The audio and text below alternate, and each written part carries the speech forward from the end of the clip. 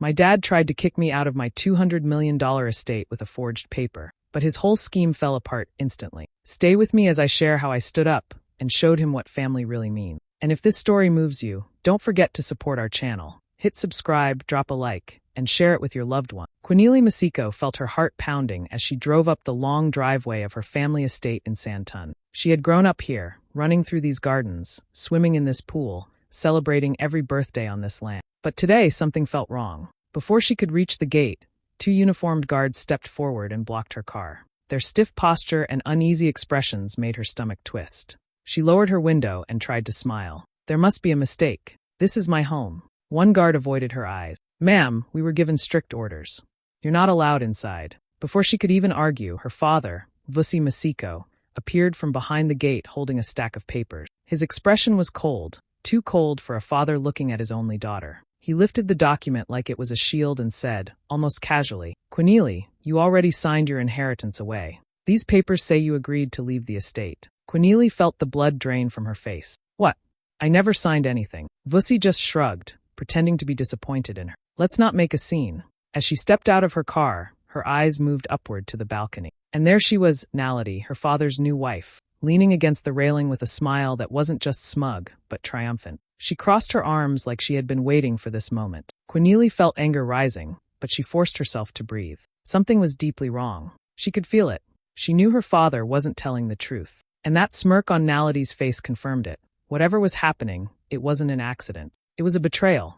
And it was only the beginning. Quinili stood outside the locked gate, trying to steady her breathing, and her mind drifted back to the man who had built everything behind those walls, Chief Themba Masiko, her grandfather. He wasn't just a wealthy man. He was a legend. In their community, people still spoke his name with respect, like he was a symbol of strength, discipline, and success. He had come from nothing and built a mining empire worth $200 million, all through grit and determination. But for Quinili, he was simply Granddad, the man who taught her how to read the land, how to make tough decisions, and how to carry herself with pride. She remembered being a little girl, running around his study while he worked. He would look up from his papers and say, "One day, all this will be yours, because you have the heart to protect it." He never said it loudly, never in front of the whole family, just quietly in moments that felt soft and honest.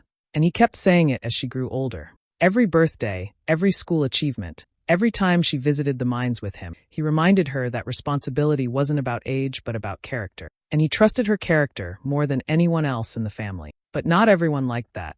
Her father, Vusi, had always been there in the background with a smile that never fully reached his eyes. He pretended to be proud whenever Chief Themba praised Quinili, but even as a child she sensed something beneath his forced grin. A tension, a bitterness, a question he never said out loud. Why her and not me? Vusi was Chief Themba's only son, but he never showed much interest in the business. He was more focused on flashy cars, fast deals, and building an image of a rich man rather than being one. Her grandfather saw that. And deep down, Vusi knew he saw it too. Instead of working hard to prove himself, he hid behind the mask of being the loving father who supported Quinili. On the outside, he acted like he wanted her to grow strong and smart. But inside, he had been waiting for the old man to pass, waiting to collect an inheritance he believed was his birthright. Quinili remembered the day her grandfather fell sick. For weeks, Vusi stayed close, suddenly acting like the perfect son, bringing him tea, showing up at the hospital, pretending to care. Every time Quinili walked in, she saw him watching her, studying her reactions. It felt like he was measuring her, planning something, and a part of her feared it.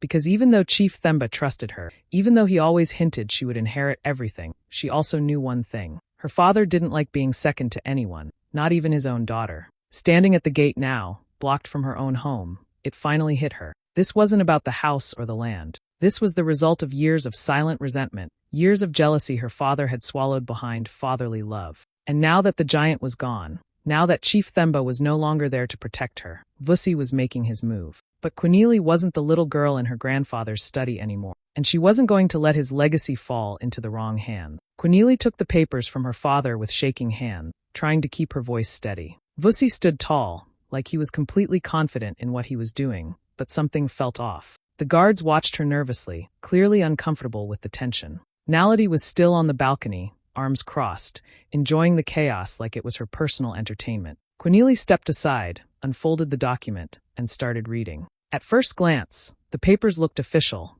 Legal stamps, long paragraphs, signatures, dates, everything that would scare a normal person into believing it was real. But not her. She had grown up around business papers. Her grandfather had taught her to always read slowly, always look for the smallest details, because fraud lives in the fine print. And he was right.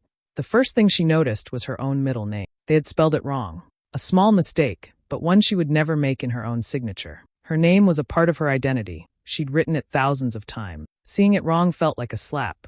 She flipped the page and noticed the date. It was written in a format she never used. She always wrote dates the British way, because that's how her grandfather had taught her from childhood. This one was written American style, month first. She blinked, her heart pounding harder. Then came the biggest red flag. The signature. Her signature was normally clean and straight, a confident line. But here, on the eviction papers, the signature was slanted, shaky, and oddly spaced. It looked like someone had tried too hard to copy it, like they practiced it but didn't get it right, like they were hoping she wouldn't notice. She looked up slowly, meeting her father's eyes. "This is not my signature." Vussy didn't even flinch. "Cornelie, don't embarrass yourself. This is forged," she said, louder this time. His jaw tightened for just a second, just enough for her to catch it. Then he straightened his back and said in a calm, dangerous voice, "If you try to make a scene, I will have you arrested. You are trespassing on property you no longer own." The guards shifted nervously. They didn't want to arrest her. They knew her. They had watched her grow up. But her father was their employer, and money speaks louder than loyalty sometimes. Cornelie held the papers against her chest, her eyes stinging but not with tears, with anger. Deep, sharp anger. The kind that comes when someone tries to erase your identity, your name, your bloodline. Nality let out a small laugh from the balcony, like this was all a game to her. Cornelie ignored her. She looked her father straight in the eye and said quietly, "You didn't even try to hide it well." Vussy stepped closer, his voice low and threatening. "Walk away. Don't make this harder." But he didn't know her well enough. Cornelie wasn't the type to walk away, especially not from the truth. And at that moment, she promised herself silently, she would expose this, every part of it. She would not let anyone rewrite her life with a forged signature. Cornelie sat on the edge of the marble staircase, her hands still trembling from the confrontation at the gate. That's when Gogo Zanil, the family's longtime housekeeper, appeared quietly from the kitchen doorway. She was an older woman, small and stooped with age, but her eyes were sharp and alive, full of stories that had been kept in the shadows for decades. She looked at Cornelie, hesitated for a moment, then spoke in a hushed tone that made the hairs on Cornelie's arms stand up. "Miss Cornelie, there is something you need to know," Gogo began, wringing her hands. "I shouldn't be telling you this. But I can't watch you be taken from your home without saying anything." Cornelie leaned forward, her heart racing. "What is it, Gogo?" she whispered. Gogo took a deep breath, glancing around to make sure no one could hear. "A few nights ago, Nality, she brought a man into your father's study. Late at night.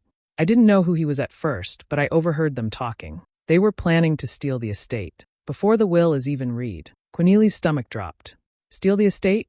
But how?" "They were talking about forging papers," Gogo said, her voice trembling. "Making it look like the inheritance belongs to your father, then moving everything, selling the land, the mansion, the investment. They thought no one would notice until it was too late." Cornelie's mind raced. Every suspicious detail she had noticed in the eviction papers, every off-date, every slanted signature, it all made sense now. Her father and Nality had been plotting behind her back for months, carefully covering their tracks. And somehow, she had been blind to it until now. She felt a surge of adrenaline. This wasn't just about a house or a few papers anymore. This was about her family legacy, her grandfather's hard-earned empire, and the life he had built for her to inherit responsibly. "Gogo, did anyone else know about this?" Cornelie asked, her voice sharp but quiet. "No," Gogo said. "Only you. I've been scared, but I couldn't stay silent. I've worked here for 30 years, and I've seen a lot. Your father, he's never cared about the rules. But this is beyond greedy. It's dangerous." Cornelie nodded, absorbing every word. Her mind was already forming a plan. She couldn't confront them yet, not openly. They would cover their tracks faster than she could blink. But she could gather proof. She could record everything, catch them in the act. "I need to know everything, Gogo," Cornelie said, her voice steady now. "Names, dates, what they said, every little detail." Gogo nodded slowly, relieved to finally share the truth. "I'll tell you everything. Just promise me be careful. They are cunning, and they won't hesitate to destroy anyone who gets in their way." Cornelie looked back at the mansion, its towers gleaming in the late afternoon sun. For the first time, fear mixed with determination. She had been betrayed by the people she should have trusted most, her own father, his new wife, but she wasn't powerless. Not anymore. Pulling out her phone, she started recording Gogo's account, her hands steady now, her mind sharp.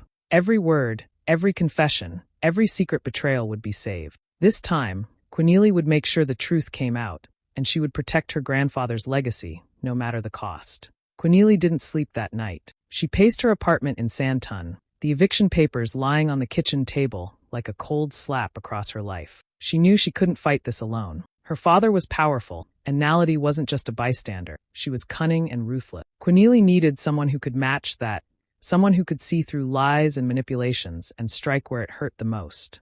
After some calls and discreet inquiries, she got the name she had been hoping for, Advocate Wazi Dlamini. Known in Johannesburg and across South Africa as the lawyer who never lost a property fraud case, Wazi was feared by corrupt businessmen and crooked officials alike. People whispered about his methods, how he could uncover the smallest detail and turn it into a legal bullet that hit right where it mattered. The next morning, Cornelia arrived at his sleek office. The building itself was intimidating, glass walls, polished floors, and security guards who didn't smile. She stepped inside, trying to hide her nerves, and was led to a private room where Wazi sat behind a massive mahogany desk. He was a tall man, with a commanding presence and eyes that seemed to pierce right through lies. "I heard you have a problem," he said without looking up, his voice calm but firm. Cornelia handed him the eviction papers, watching as his eyes scanned every line, every date, every signature. He didn't flinch, didn't react, just studied them like a surgeon examining a patient. After what felt like hours, but was really only minutes, he leaned back in his chair and let out a low whistle.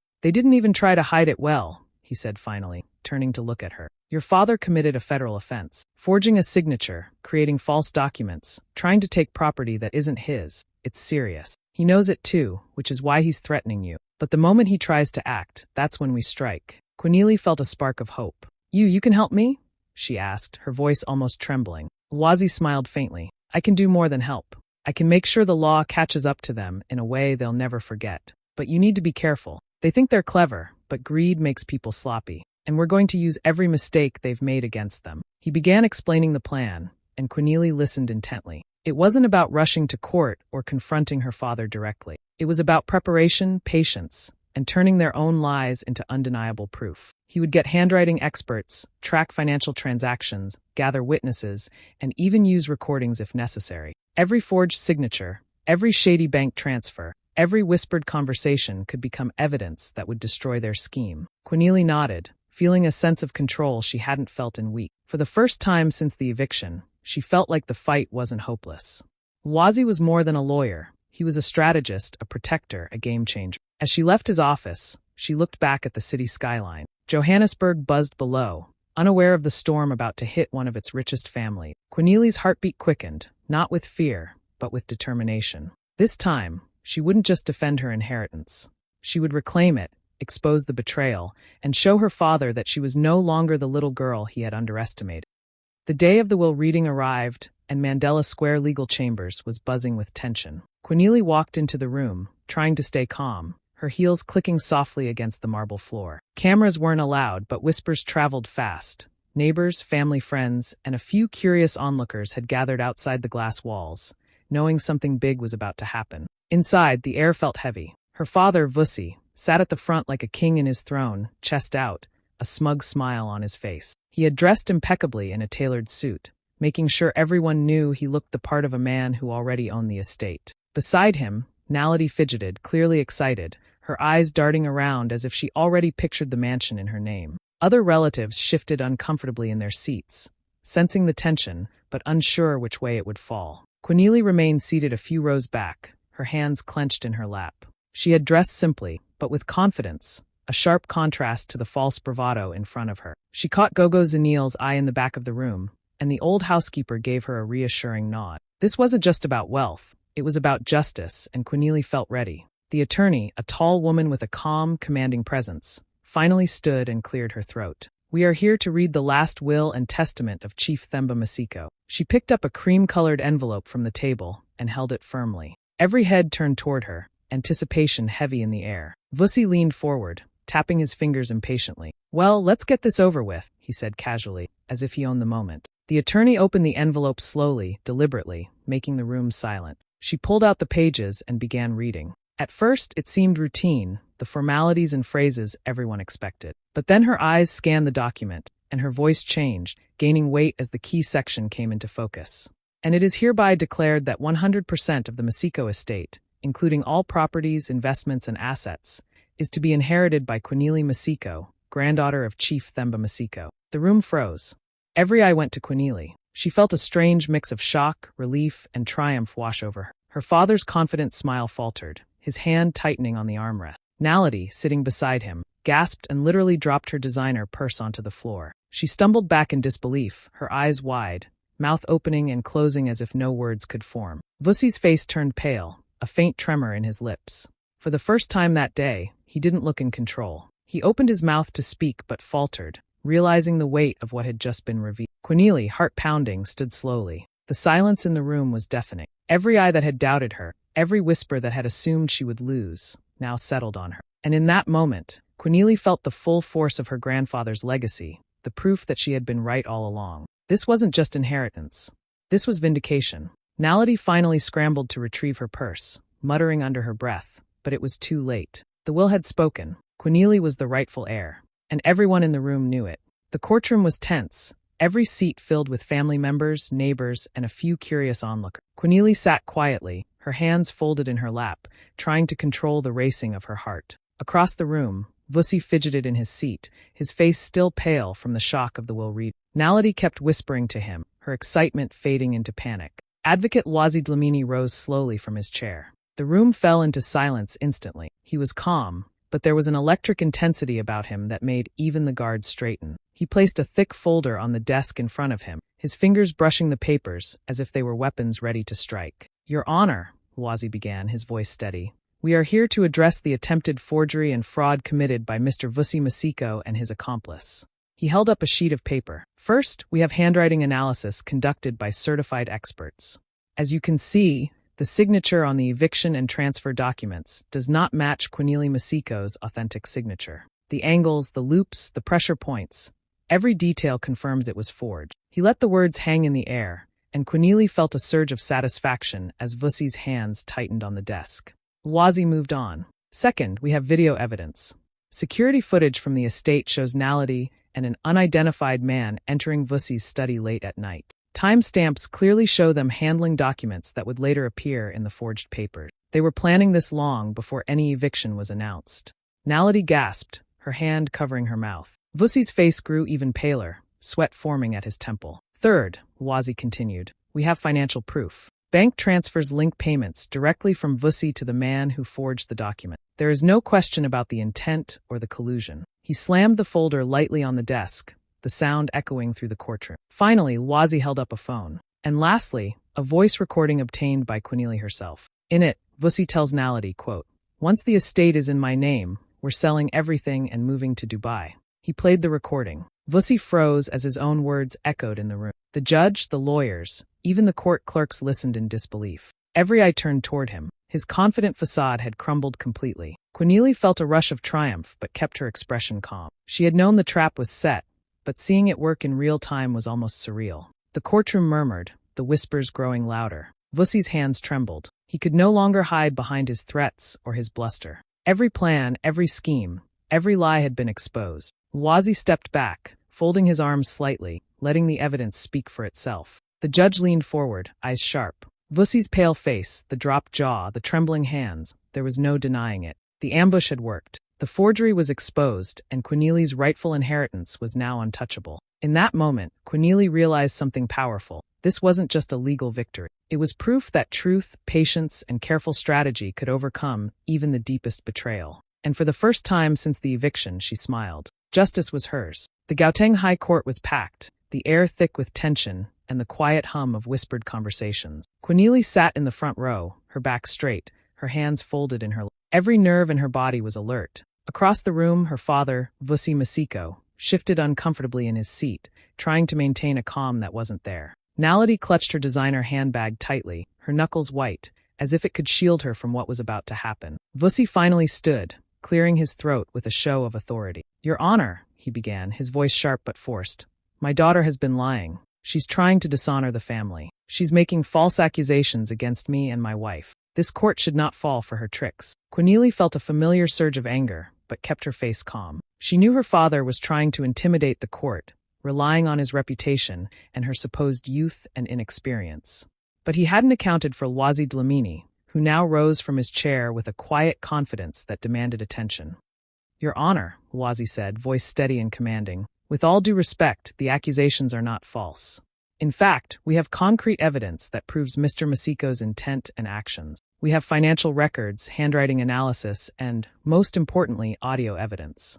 He held up a phone, and the courtroom fell silent as he played the recording. Vussi's voice echoed clearly. "Once the estate is in my name, we're selling everything and moving to Dubai." The room seemed to stop breathing for a moment. Vussi's eyes widened, and he fumbled with his words, realizing that his own voice was condemning him. Naledi gasped, her face frozen in disbelief. Judge Polisa Makona leaned forward, her expression stern. "Mr. Masiko," she said, her tone sharp and unwavering, "attempting to manipulate both your family and the legal system for personal gain is not only disgraceful but illegal. Greed and deceit cannot justify betraying your own daughter and your father's legacy." Vussi's confidence crumbled. He opened his mouth as if to protest, but no words came out. Every accusation he had hurled at Cornelie bounced back at him, amplified by the evidence Loisy had presented. He looked smaller than he had ever looked, the once dominant figure reduced to a man trapped by his own ambition. Cornelie felt a rush of vindication. She had endured humiliation, threats, and betrayal, but now the truth was undeniable. The courtroom, once a place of fear for her, now felt like a stage for justice. Every whispered doubt, every sneer from Naledi, was swept away by the undeniable facts presented. Judge Makona's gavel finally came down, sharp and decisive. "This court will not tolerate manipulation, deception, or the evidence is clear, and justice will be served." Cornelie exhaled slowly, a weight lifting from her shoulders. For the first time in weeks, she allowed herself a quiet smile. The collapse of her father's lies wasn't just legal, it was personal, and it felt incredible. The truth had won, and Vussi's manipulation had completely unraveled before everyone's eyes. The courtroom was silent as Judge Polisa Makona prepared to deliver her ruling. Cornelie sat in the front row, her hands gripping her lap, heart pounding with anticipation. She had waited for this day for weeks, months really, ever since her father had tried to erase her from her own family legacy. Across the room, Vussi and Naledi sat stiffly, their confident demeanor from the eviction day completely gone. Every ounce of arrogance had melted away, replaced with worry and fear that finally caught up to them. After reviewing all evidence, testimonies, and documentation, Judge Makona began, her voice steady and commanding. "This court finds that the document submitted by Mr. Vussi Masiko and Ms. Naledi Masiko, claiming ownership over the Masiko estate, is entirely void and criminally fraudulent." A murmur ran through the courtroom. Cornelie felt a surge of relief, but she kept her composure. This was bigger than relief. It was justice. The forged document that had threatened to strip her of everything was officially invalid. The judge continued, listing the consequences clearly. "Mr. Vussi Masiko and Ms. Naledi Masiko will face charges of forgery, property fraud, and attempted estate theft. The law is clear. No one, not even a family member, is above accountability." Vussi's face turned pale. He looked like a man who had just realized the walls he had built with lies and deceit had crumbled around. Naledi's hands trembled as she clutched her purse, staring at the floor. The bravado that had carried them through weeks of plotting, threats, and manipulation was gone. The courtroom was no longer a place for their power. It was a place for truth. Judge Makona paused, letting the weight of her words sink in before delivering the part that would echo in Cornelie's mind forever. "Parents are meant to protect legacy, not destroy it. Betrayal in the pursuit of greed will not be tolerated, and justice will always prevail." Cornelie's eyes filled slightly, not with tears of sadness, but with the quiet joy of vindication. Her grandfather's legacy,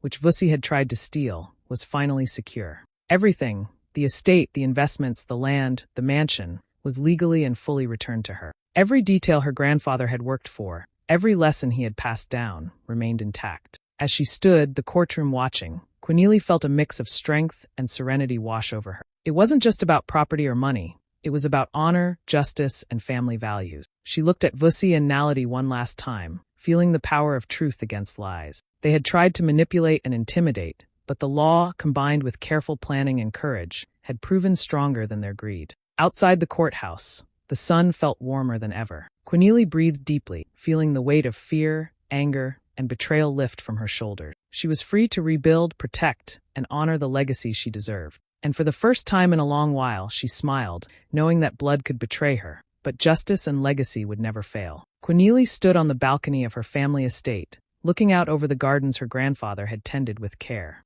The air felt different now, lighter, freer. After the long fight, the legal battles, and the betrayals, she finally had the estate back in her hand. But it wasn't just about reclaiming property. It was about honoring the values her grandfather had built this empire on: integrity, responsibility, and service to the community. She walked through the mansion room by room, remembering every story Gogo Zanil had told her, every lesson her grandfather had whispered in quiet moments. The marble floors, the high ceilings, the artwork, everything would be preserved, but now the estate had a new purpose. Cornelia wanted it to inspire, to give back, and to create opportunities for the next generation. Within months, the estate transformed. Classrooms and dormitories were set up in the wings of the mansion, and a leadership academy for African girls officially opened its doors. Cornelia personally welcomed the first students, many of whom came from underprivileged communities, full of hope but with little guidance. She taught them not only academics and business skills, but also the importance of character, courage, and standing up for what is right, lessons she had learned the hardest way herself. Every time she walked through the halls, listening to laughter and ideas buzzing in the air, Cornelia felt a deep sense of fulfillment. The estate was alive again, not with greed or betrayal, but with dreams, growth, and possibility. One evening, as the sun set behind the mountains, she stood alone on the balcony, thinking about the journey that had brought her here. She whispered to herself, a quiet vow that felt both like closure and a beginning. Blood betrayed me, but legacy carried me, and legacy won. And with that, Cornelia smiled, ready to continue the work her grandfather had started, creating a future far brighter than anything her past could have stolen.